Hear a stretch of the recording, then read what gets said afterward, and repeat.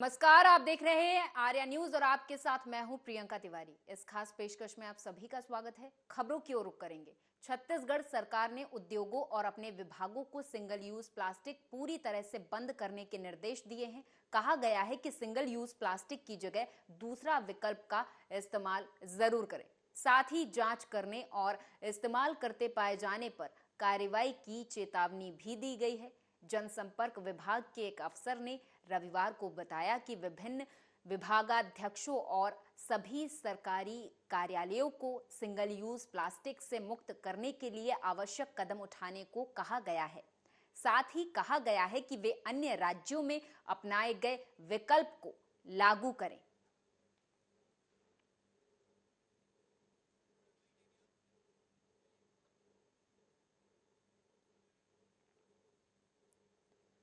MP के CM Shivraj Singh Chauhan ने tweet कर लिखा कि कल रात मैं कान्हा के आवास पर आया हूं। कान्हा आने का सौभाग्य मिला है। सच में हर तरफ कान्हा के ही दर्शन हो रहे हैं। केवल योग नहीं, पक्षियों के कलरव में, यहाँ की कृषि में, अलग अलग गतिविधियों में प्रसन्नता के सारे उदाहरण देखने को मिले हैं। तो वहीं और क्या कुछ कहा सीएम चौहान ने, आपको सुनाएंगे।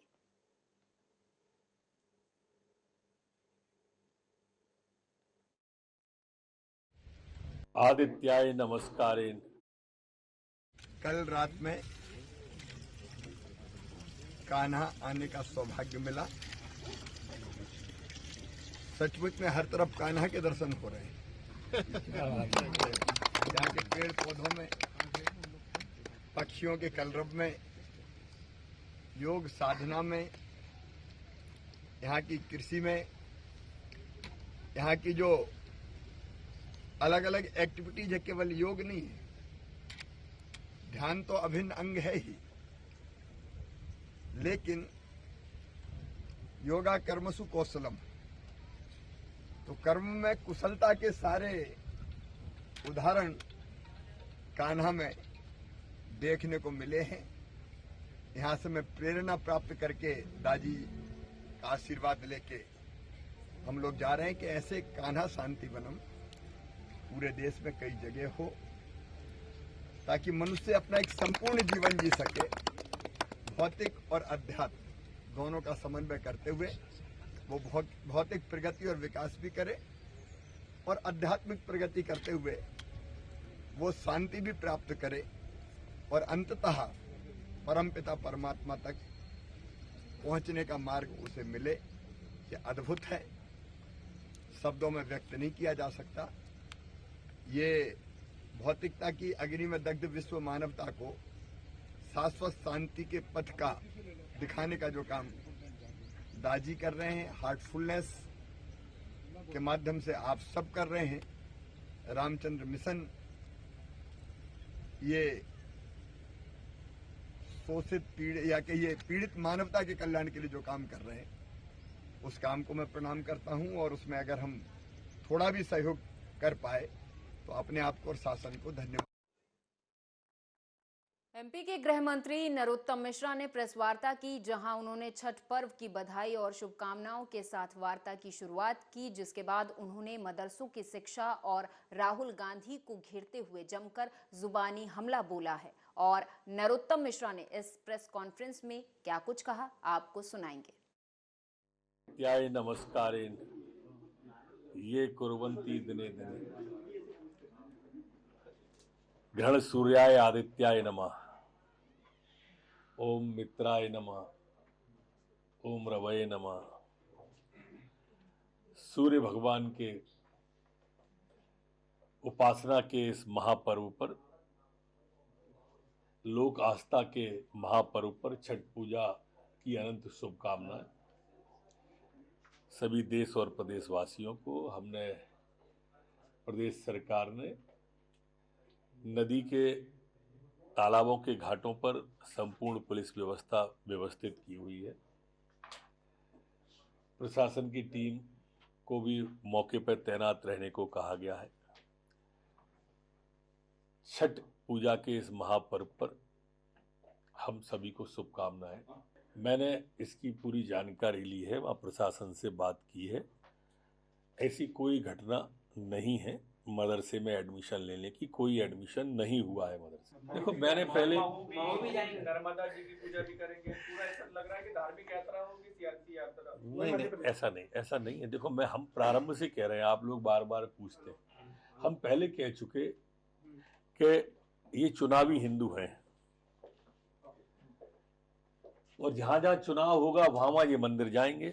अभी पूरी यात्रा में कई मंदिर गए क्या? मीनाक्षीपुरम जैसे मंदिर, रामेश्वरम के मंदिर और दूसरे मंदिर निकल आए, हमारी आस्था के केंद्र निकल आए, पर नहीं गए। अब मध्य प्रदेश में अब इस साल चुनाव होगा तो स्वाभाविक रूप से उनको मंदिर की याद आएगी, बाबा साहब की याद आएगी। अब वो समझते हैं कि पब्लिक ये सब चीजें समझती नहीं है। राहुल बाबा, पब्लिक सब समझती है और आप देखना कितना ज्यादा समझती है। गुजरात और हिमाचल के परिणाम आपकी यात्रा का बताएंगे। हाँ, ये विषय मौलवी साहब का आया था खंडवा का, अब्दुल नाम था उनका, जाकरिया मस्जिद का मामला है। उन पर 354 की धारा और पॉस्को एक्ट में कार्रवाई कर ली गई है और पुलिस को ये निर्देश भी दिया है कि इस तरह की घटना उन्होंने किसी और के साथ भी तो घटित नहीं की है और को भी तो इस तरह से उन्होंने शिकार नहीं किया है। इसकी भी पुलिस गहराई में जाकर जांच कर। हमारी आस्था के केंद्र हैं राम, आराध्य हैं और उनके बारे में वैज्ञानिक तरीके से और आस्था के सामने रख के जिस तरह से भ्रम को और दूर किया गया है, जिन लोगों ने काल्पनिक बता दिया था भगवान श्री राम को, जिन लोगों ने राम सेतु को काल्पनिक बता दिया था, मानव निर्मित बताया ही नहीं था। चिकित्सा शिक्षा मंत्री विश्वास कैलाश सारंग ने मीडिया से बात करते हुए कहा कि भारत जोड़ो यात्रा स्क्रिप्टेड यात्रा है, इसलिए कांग्रेस हर दिन कुछ नया करके फोटो खिंचवा कर सुर्खियों में बनी रहना चाहती है। इस दौरान और क्या कुछ कहा मंत्री सारंग ने, आपको सुनाएंगे। ये एक तरफ इस देश को गुमराह करने की बातें, एक तरफ उस लड़की को गले लगाना जो पाकिस्तान जिंदाबाद के नारे लगाती है, और दूसरी तरफ इस तरह के रोज नए फोटो सेशन करके अपनी यात्रा को लाइमलाइट में लाने का प्रयास करना, ये सब स्क्रिप्टेड यात्रा है। सोनिया गांधी के जूते के फीते खुल जाते हैं और बांधकर फोटो खिंचाकर पूरे देश में उसको प्रसारित किया जाता है। सोनिया गांधी जब 1.5 महीने बाद मिली तो इस हिंदुस्तान की संस्कृति है, अपनी मां के चरण स्पर्श किए जाते हैं, पैर पड़े जाते हैं, परंतु वो पैर तो पढ़ नहीं सकते थे, परंतु फोटो छपवानी थी तो फीते खोल लिए, कभी टी शर्ट पहन ली, कभी दौड़ने लगे, कभी योग करने लगे। तो ये सब स्क्रिप्टेड यात्रा है, इस पर बहुत चर्चा मत करिए। पहले ही कांग्रेस के केंद्रीय नेतृत्व ने निश्चित कर लिया है कि दिग्विजय सिंह जी का फोटो कहीं जाएगा नहीं। जहां जहां पैर पड़े संतन के ताता बंटा ढार, ये तो निश्चित हो ही चुका है। जहां दिग्विजय सिंह के पोस्टर लगेंगे वहां वोट कम हो जाएंगे। अब दिग्विजय सिंह जी अपनी फेस सेविंग के लिए इस तरह की बातें कर रहे हैं, पर फिर एक बात और उभरती है कि जहां एक और राहुल गांधी कहते हैं कि मैं भारत जोड़ने के लिए यात्रा निकाल रहा हूं, वो तो कांग्रेस को ही नहीं जोड़ पा रहे। उसकी गुट, उसके गिरोह, उसकी कुंडखा ये सामने दिख रही है। और ये फोटो पॉलिटिक्स क्यों? जब भारत जोड़ने की बात आ रही है तो फिर फोटो पॉलिटिक्स नहीं होनी चाहिए। पर गुट और गिरोह में बटी हुई कांग्रेस से और कुछ अपेक्षित नहीं है। और दिग्विजय सिंह जी के साथ तो अभी खड़गे जी ने भी बड़ा ही गलत किया, जो 29वें नंबर पर कमेटी में उनका नाम रखा है। जितना दिग्विजय सिंह जी का राजनीतिक करियर है उससे कम उम्र तो प्रियंका गांधी की है, रणजीत सिंह सुरजेवाला की है। उनका नाम दिग्विजय सिंह से ऊपर है। तो जो बेइज्जती हो लगातार दिग्विजय सिंह की हो रही है, वो फेस सेविंग के कारण इस तरह के पत्र लिख रहे हैं। देखिए, देश के यशस्वी प्रधानमंत्री नरेंद्र मोदी जी हर महीने हमारे देश में क्या कुछ नया हो रहा है और उस नए प्रकल्प से देशवासी क्या कुछ प्रेरणा ले सकते हैं, इस पर बात करते हैं। आज जहां उन्होंने नए इनोवेशन की बात की, मेडिकल फील्ड में नवजात बच्चों के लिए जिस प्रकार से वेंटिलेटर का निर्माण हुआ है, आईआईटी बहुत सारे नए इनोवेशन कर रहे हैं, अनुसंधान कर रहे हैं। पर्यावरण को लेकर कर्नाटक में किस प्रकार से एक व्यक्ति ही काम में लगे हैं, जो एक संस्था के रूप में काम कर रहे हैं। आज अलग अलग विषयों पर प्रधानमंत्री जी ने बातचीत की और ये मन की बात इस बात को स्थापित करता है कि हमारे देश के यशस्वी प्रधानमंत्री केवल प्रधानमंत्री की कुर्सी पर नहीं विराजे हैं, बल्कि वो 130 करोड़ जनता के परिवार के मुखिया के रूप में हर एक विषय पर जनता को जागरूक करते हैं। निश्चित रूप से ये कार्यक्रम हमें नई प्रेरणा देता है, नई जानकारी देता है और प्रधानमंत्री जी के माध्यम से कुछ हम भी कर सकें इसके लिए प्रेरित करता है।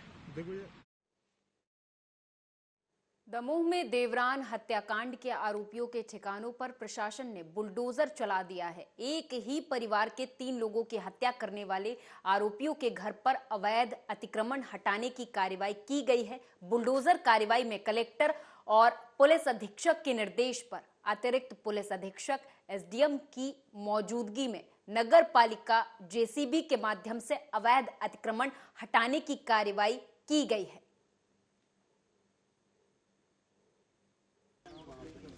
सर कितना अतिक्रमण हटाया गया, क्या क्या हटाया गया, फिर इसमें क्या क्या? जो नियमानुसार विधि संगत कार्रवाई की गई, जो अतिक्रमण था उसको हटा दिया गया। सर दुकान मकान क्या था सब? वो एक मकान बना हुआ है, उसमें एक छोटा सा दुकान भी उन्होंने निर्माण कराया।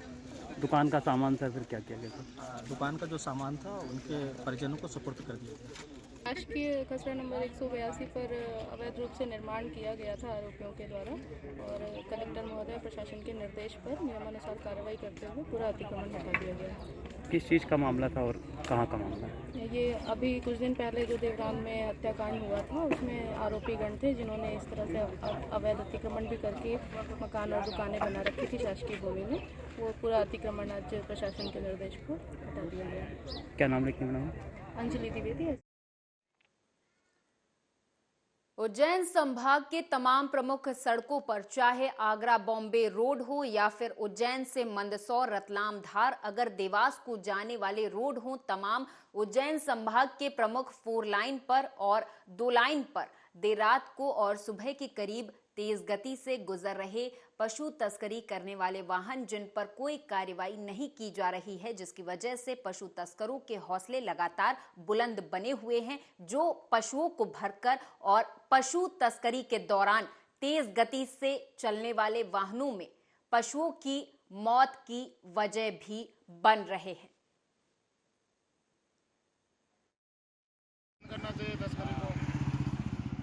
कितने थाना क्षेत्र पड़ते हैं? गाड़ियाँ प्रतिदिन रात को सुबह शाम निकल रही हैं, ऐसी गाड़ियों पर कार्रवाई होना चाहिए। गायों को नहीं होना चाहिए? होना चाहिए है? होना चाहिए। किस प्रकार से गाय पड़ी आपको बुरा लग रहा है, बताइए क्या हो रहा है? बहुत बुरा लग रहा है। गौ माता है, बड़ी गाय धूप में पड़ी हुई, हमें अभी देखे इसलिए हम आए कि इसको उठा के छांव में ले जाएं।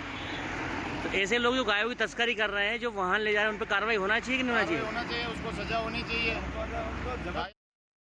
स्वागत है। खबरों की ओर रुख करेंगे ताज नगरी आगरा से। खबर है जहां पर आपको बता दें कि थाना ताजगंज क्षेत्र के एकता चौकी के कोलखा गांव में दिन दहाड़े घर में घुसकर एक नाबालिग बच्ची को घरवालों के बीच से अगवा कर लेने का मामला सामने आया है। आपको बता दें कि थाना ताजगंज क्षेत्र के कोलखा में 26 तारीख की सुबह कुछ बदमाशों ने घर पर हमला कर दिया। बदमाशों ने फिल्मी अंदाज में छत से होकर घुसने के बाद युवती को जबरन उसके घर से खींचकर ले जाने की कोशिश की। ये देखकर उसके परिजनों ने उन बदमाशों का विरोध किया तो बदमाशों ने धारदार चाकू से युवती के भाई पर भी हमला कर दिया, जिसके बाद सभी को चोट आ गई।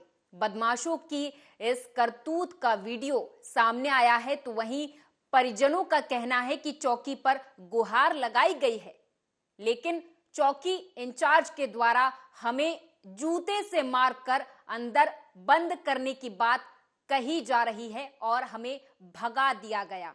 उसके बाद पीड़ित परिवार ने कप्तान साहब के यहां अपनी गुहार लगाई है, जिसके बाद पीड़ित की एफआईआर दर्ज की गई है। रिश्तेदार आए थे तो उन्होंने आकर नहीं घर में आकर नहीं हमला करा था। एक लड़का आया था, मेरे को पता नहीं, कि जी क्या करेंगे, सारे लोग छड़के आके नहीं मेरे घर में आकर दवा कराता है और क्या कहते नहीं मारपीट करी थी, चूरी चाकू लेके आए थे घर में, हम सारे लोग दबा लेते, दरवाजा बंद करके नहीं है उन्होंने, हमने बचाया करा था। एक लड़के का मेरे का क्या कहते चाकू भी दिया उसने आके नहीं।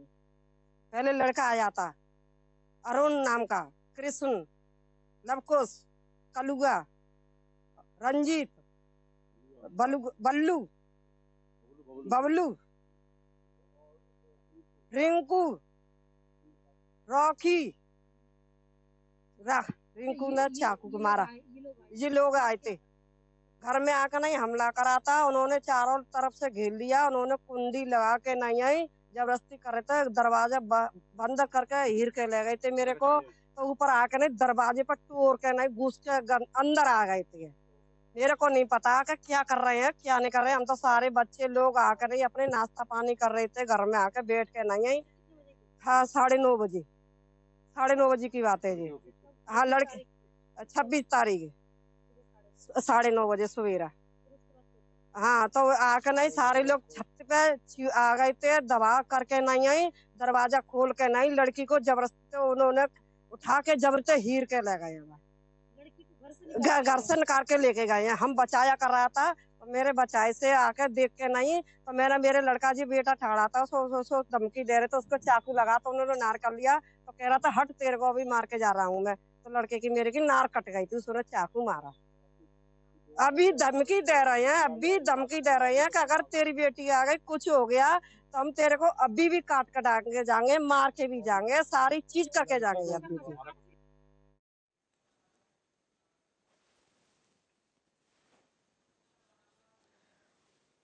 और इस खबर पर हमारे साथ ब्यूरो चीफ आगरा की ममता भारद्वाज अधिक जानकारी के साथ जुड़ चुकी हैं। ममता जी, आपसे जानना चाहेंगे कि दबंगों के हौसले बुलंद क्यों हैं? क्या ये आगरा अब नवीन आगरा नहीं बन पाएगा? बिल्कुल प्रियंका, मैं आपको बता दूं कि जिस तरह जो वीडियो सामने आया उसमें तो साफ तौर से आप देख सकते हैं कि किस तरह 10-15 लगभग लोग हैं जो युवती के घर में घुस रहे हैं, और जब गेट बंद है तो उसकी दीवारों पर चढ़ के उसके घर के अंदर कूद जाते हैं, और कूदने के बाद पूरे परिजनों को उनके साथ, जैसा कि परिजनों का आरोप है, अंदर परिजनों के साथ मारपीट की जाती है, और यहाँ तक कि उनके पास धारदार हथियार और असले भी बताए गए थे जो युवती की जो परिजनों के द्वारा। तो जिस तरह मारपीट करने के बाद जबरन दिन दहाड़े लगभग 9:30 बजे की सुबह की घटना रही है ये, तो इस समय इतनी सुबह ही और दिन दहाड़े पूरे भरे गांव के सामने एक लड़की को एक अवगा करके ले जाते हैं, और तमाम लोग वहां तमाशे बने रहते हैं। ये बड़ा सवाल है कि तमाम लोग खड़े वहां देख रहे हैं, एक तमाशा देख रहे हैं, लेकिन कोई भी उस बच्ची को बचा नहीं पा रहा। ममता, ये कैसी दबंगई है कि दिन दहाड़े दबंग घर में घुस जाते हैं, युवती को अगवा कर लेते हैं और प्रशासन को कानो कान खबर भी नहीं? बता दूं कि जिस तरह युवती के परिजनों द्वारा जो बताया गया है कि साफ तौर से जब सुबह ये लोग नाश्ता कर रहे थे, तो तभी ये लोग दबंग इनके घर में घुस जाते हैं और इनकी बेटी को खींच के जबरन ले जाते हैं और लड़की के साथ अभद्रता करते हुए, और इस वीडियो में साफ नजर आते हैं। लेकिन जब ये चौकी पर पहुंचते हैं, लेकिन तो इनका परिजनों का साफ कहना है कि चौकी इंचार्ज के द्वारा इनको साफ तौर से कह दिया गया कि यदि यहाँ से नहीं गए तो तुम्हें भी जूते मार के अंदर कर दूंगा, तो इसी डर से ये वहां से भी भाग आए। लेकिन बड़ा सवाल यहाँ ये है कि जब ये चौकी पर जाते हैं और इनको मदद की गुहार लगाते हैं, मदद नहीं मिलती, तो इसके बाद ये कप्तान साहब के ऑफिस पहुंचते हैं, तो वहां इनके साथ मदद की जाती है और इनकी FIR भी दर्ज की जाती है। बिल्कुल, आपसे जानना चाहेंगे कि युवती अभी कहाँ है, क्या उसकी बरामदगी कर ली गई है और इस पर पुलिस का क्या कहना है? बिल्कुल, अगर बात करें युवती की, तो युवती अब तक परिजनों के पास नहीं है, उसे किसी सुरक्षा में रखा गया है।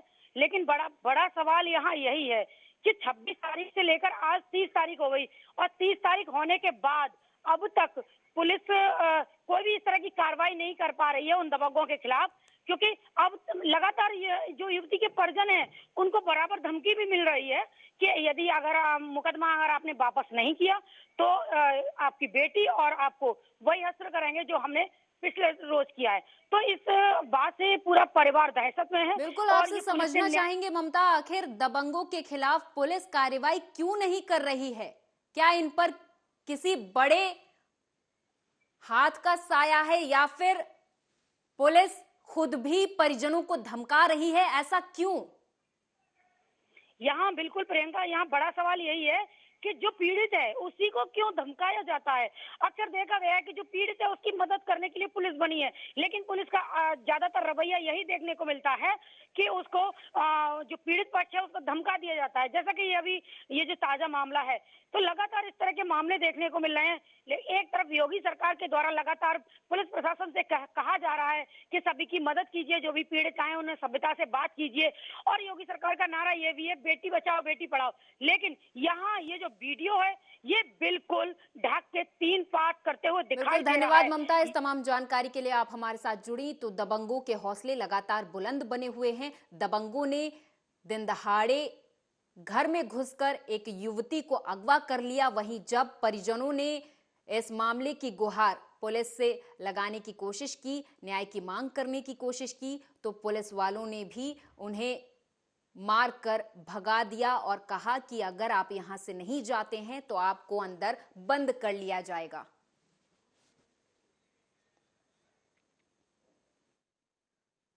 हमीरपुर से अगली खबर है, जहां आपको बता दें कि मनरेगा मजदूरी में धांधली का एक और मामला सामने आया है। दरअसल मजदूरी के जॉब कार्ड में दूसरे का खाता लगाकर हजारों रुपए निकाल लिए गए। तो वहीं जब इस बात की जानकारी पीड़ित को हुई तो पीड़ित एसडीएम सहित उच्च अधिकारियों के पास जा पहुंचा और अब जांच कर कार्रवाई की मांग पीड़ित की तरफ से की जा रही है।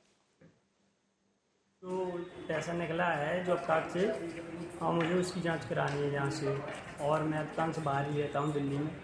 तो मुझे जानकारी अभी कुछ दिन पहले ही मिली है। जॉब कार्ड किसके नाम था? हाँ, जॉब कार्ड तो मेरे ही नाम है, पवित्र के नाम, और 616 मांग के जॉब कार्ड का। तो आपके जॉब कार्ड में समस्या क्या है आ रही है? हाँ, किसी अन्य व्यक्ति का खाता लगा है, और मुझे उस व्यक्ति का मतलब डिटेल जानना है कि किस व्यक्ति ने पैसे निकाले हैं, किसका खाता संख्या लगा है। नहीं तो आपको कैसे जानकारी हुई? हाँ, मुझे कुछ ऐसे ही थोड़ी पता चला था, तो मैं वो जानकारी पूरी करना चाहता हूँ कि ये कैसे कहाँ से हुआ। कितना पैसा निकला है? हाँ, पैसा यही 28 से 30 हज़ार पैसा निकला होगा। क्या मांग है आपकी? हाँ, मुझे जांच चाहिए कि मतलब कौन कौन अधिकारी और किस का हाथ हो सकता है इसमें, इसकी मुझे पूरी जांच चाहिए। किसको शिकायत कर रहे हैं आप? हाँ, मैं एसडीएम सर को यहाँ पर शिकायत करने आया हूँ तहसील में। मैं उनको शिकायत करना चाहता हूँ यहाँ पे। किस गांव का मैटर है? खबर पर हमारे संवाददाता सत्यम अधिक जानकारी के साथ जुड़ चुके हैं। सत्यम, आपसे समझना चाहेंगे पूरा मामला, दर्शकों को विस्तार से बताएं। जी बिल्कुल, बता दूं, पूरा ही मामला गोहांड ब्लॉक के बहपुर गांव का है, जहां पर एक मनरेगा में एक धांधली का मामला सामने आया है।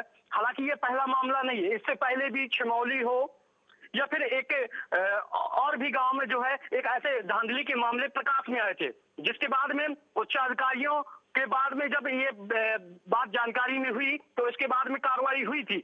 लेकिन कहीं ना कहीं जिस तरीके से जो निचले स्तर के कर्मचारी हैं वो ग्राम प्रधान की साठगांठ से ये सारा खेल जो करते हैं, ये पैसा गमन करते हैं, वो कहीं ना कहीं जो मुख्यमंत्री के मंसूबों पर साफ तौर से पानी फेरने का काम करते हैं। फिलहाल अब ये देखने वाली बात होगी कि यहाँ पे जो उच्चाधिकारी हैं खबर चलने के बाद में ऐसे मामले को संज्ञान लेते हैं या नहीं लेते, ये एक बड़ी बात होगी। जी बिल्कुल सत्यम, आपसे जानना चाहेंगे कि ये रुपए किसने निकाले, क्या इस बात का खुलासा हुआ है और इस पर पीड़ित क्या कह रहा है? जी बिल्कुल, बता दें, अगर इसमें हेरा फेरी की बात की जाए तो सबसे अहम भूमिका ग्राम प्रधान की होती है। ग्राम प्रधान सचिव की मिली भगत से ही ये सारा खेल खेला जाता है। जितने भी मामले अभी तक खुलासे में आए तो एफआईआर भी दर्ज हुई है, इसके बाद में जो निलंबन की भी कार्रवाई की गई है। सत्यम, आपको यहीं पर रोकना चाहेंगे, खंड विकास अधिकारी हमारे साथ अधिक जानकारी के साथ जुड़ चुके हैं। सर, आपसे जानना चाहेंगे कि मजदूर के जॉब कार्ड से रुपए निकाल लिए जा रहे हैं, आखिर प्रशासन मौन क्यों?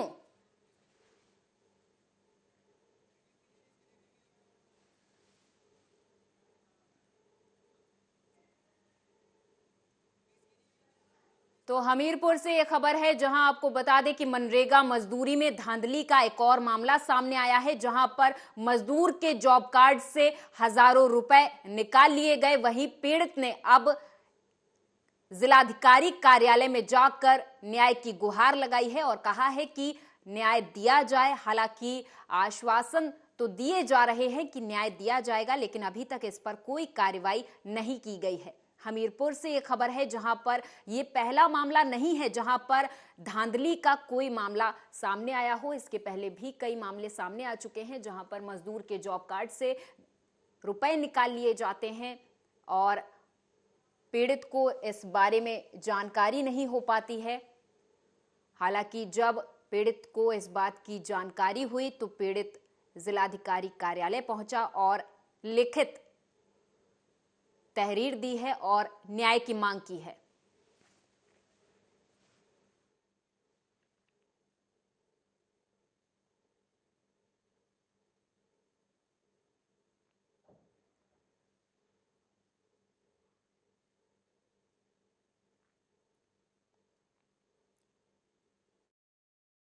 मजदूरी में धांधली का ये मामला सामने आया है, जहां पर जिलाधिकारी कार्यालय में न्याय की गुहार लगाई गई है।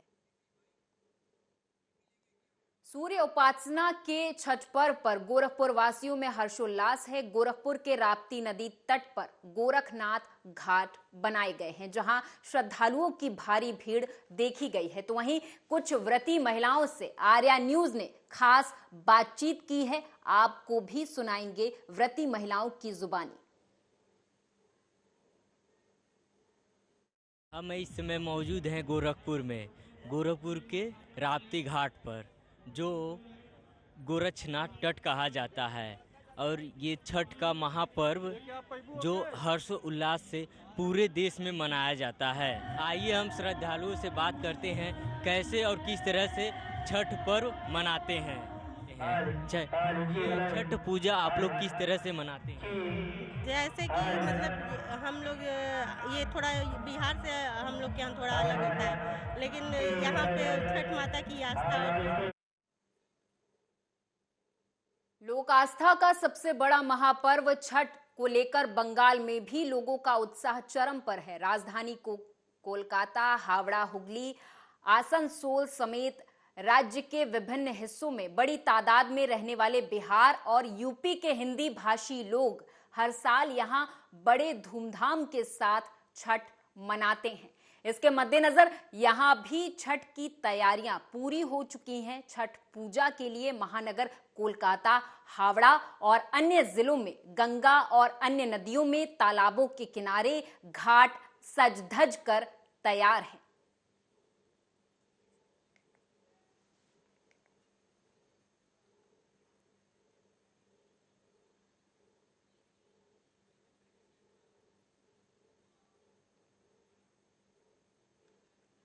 और इसी के साथ इस खास पेशकश में मेरे साथ बस इतना ही। आप देखते रहें आर्या न्यूज।